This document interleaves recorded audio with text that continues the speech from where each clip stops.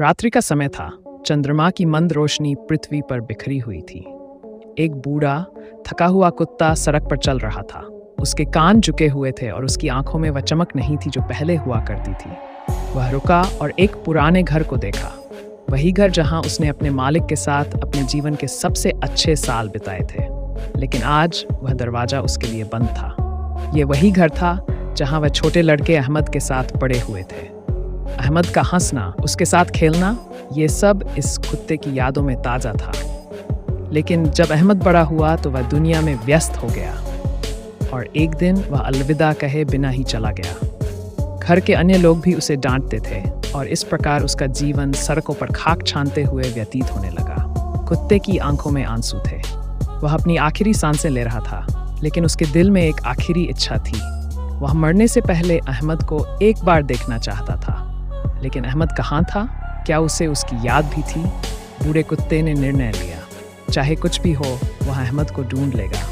कमजोर पैरों के साथ वह एक अज्ञात गंतव्य की ओर निकल पड़ा।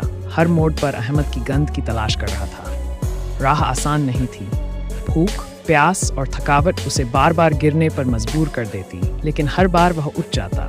रास्ते में कुछ बच्चों ने उस पर पत्थर फेंके, कुछ ने उसे डांटा, लेकिन एक गरीब आदमी को उस पर दया आ गई और उसने उसे रोटी खिला दी।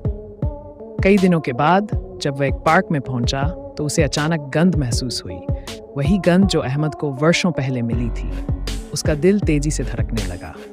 अपने कमजोर शरीर के बावजूद उन्होंने दौड़ना शुरू कर दिया। सामने एक बेंच पर एक युवक बैठा था। वही चेहरा, बस थोड़ा बड़ा हुआ। आंखों में वही मासूमियत थी। कुत्ता अपने कमजोर शरीर के बावजूद उसके पैरों पर गिर पड़ा। अहमद ने आश्चर्य से उसकी ओर देखा तो उसकी आंखों में आंसू आ गए। अहमद नीचे झुका और उसका चेहरा अपने हाथों में ले लिया। उसकी आंखों में पहचानने की चमक थी। यह तुम हो मेरे बचपन के दोस्त? मैंने तुम्हें क्यों छोड़ा? अहमद की आंखों से आंसू बहने लगे।